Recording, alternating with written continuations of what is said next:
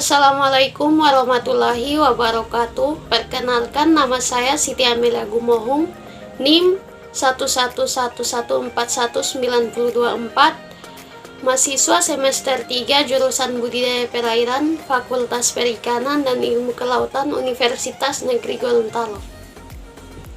Dalam video ini saya akan menjelaskan tentang teknologi pembenihan ikan mas. Secara singkat, ikan mas merupakan sumber protein hewani yang murah, mampu memanfaatkan pakan buatan yang diberikan, serta mudah dikembangkan dan memiliki daya kelangsungan hidup yang tinggi. Ikan mas merupakan jenis konsumsi air tawar, berbadan memanjang pipih ke samping dan lunak. Ikan mas sudah dipelihara sejak tahun 575 sebelum Masehi di Cina. Di Indonesia, ikan mas mulai dipelihara sejak tahun 1920. Upaya yang dilakukan untuk menghasilkan benih ikan mas yang berkualitas, baik dengan cara melakukan rekayasa teknologi pembenihan yang meliputi pematangan gonat, pemijahan, penetesan, dan pemeliharaannya. Berikut teknik pembenihan ikan mas.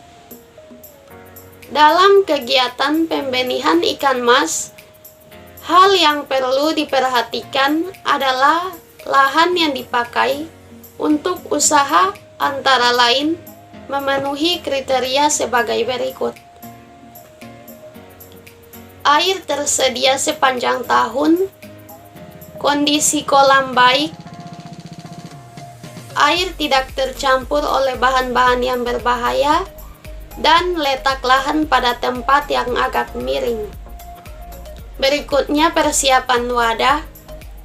Sebelum dipergunakan terlebih dahulu, dibersihkan dari segala bentuk kotoran yang mungkin dipengaruhi terhadap kehidupan larva. Untuk mendukung kehidupan larva, bak pemeliharaan harus dibersihkan dari segala kondisi organisme patogen. Bak dicuci atau disikat sampai bersih, kemudian dikeringkan, kemudian seleksi induk.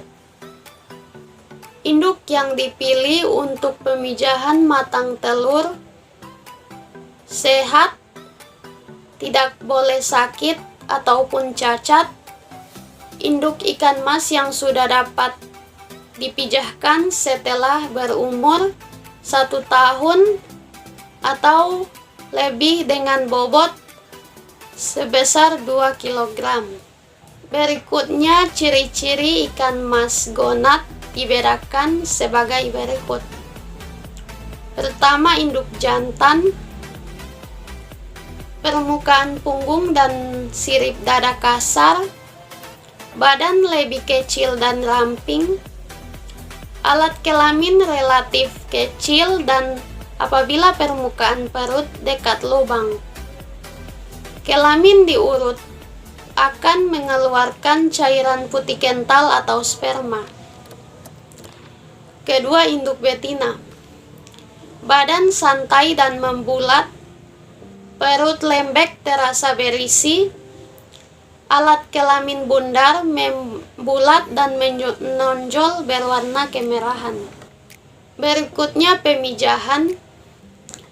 Dalam proses pemijahan ikan mas, ikan dirangsang dengan cara membuat lingkungan perairan menyerupai keadaan lingkungan perairan umum. Ikan ini memijah secara alami atau dengan rangsangan hormon. Berikut adalah langkah-langkah yang dilakukan dalam pemijahan ikan mas adalah: pertama, mencuci dan mengeringkan wadah pemijahan atau bak atau kolam. Kedua, mengisi wadah pemijahan dengan air setinggi 75 cm. Ketiga, Memasang hapa untuk menaruh kakaban yang sudah berisi telur. Hapa diberi pemberat agar tidak mengambang. Keempat, memasang kakaban di kolam pemijahan. Kakaban dapat berupa ijuk yang dijepit bambu dengan ukuran 1,5 kali 0,4 meter. Kelima, memasukkan induk ikan mas jantan dan betina siap pijah. Keenam, pengangkatan kakaban. Ketujuh, menaruh kakaban ke dalam hapa yang telah disiapkan. Kakaban diberi pemberat sehingga terendam ke dalam air 5-7 cm. Kedelapan, memindahkan induk ikan mas ke kolam pemeliharaan induk. Kesembilan, setelah telur berusia kurang lebih 3 hari, maka telur ikan mas akan menetes menjadi larva. Beberapa saat setelah menetes larva, di-packing untuk dibawa ke petani. Berikutnya yaitu hama dan penyakit. Penyebab timbulnya penyakit tidak selalu dapat diketahui. Penyakit ikan terutama disebabkan oleh parasit dan bakteri. Parasit atau Lernea cyprinaceae hidup di sekitar badan ikan. Pemberantasan dapat dilakukan dengan formalin kadar 25 ppm. Penyakit bintik putih atau white spot sering dijumpai pada ikan bila air keluar masuk kolam yang kurang segar dan bila daya tahan tubuh ikan rendah. Pemberantasan dapat dilakukan dengan metil biru, penyakit yang disebabkan oleh bakteri yang sering terdapat pada ikan mas, yaitu hemoragik. Gejala yang timbul ialah pendarahan pada bagian organ tubuh ikan. Berikutnya pengendalian hama dan penyakit. Yang pertama, pengeringan dasar kolam secara teratur setiap selesai panen. Kedua, pemeliharaan ikan yang benar-benar bebas penyakit. Ketiga, hindari penebaran ikan secara berlebihan melebihi kapasitas. Keempat, mengendalikan sistem pemasukan air yang ideal dengan paralel. Tiap kolam diberi satu pintu pemasukan air.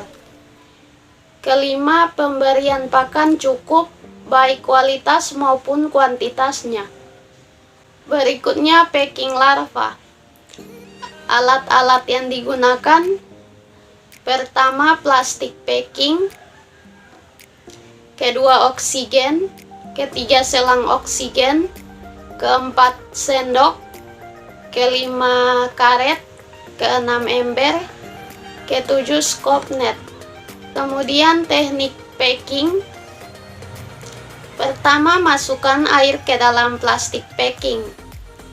Kedua, ambil larva menggunakan scoop net. Ketiga, masukkan larva ke dalam plastik packing.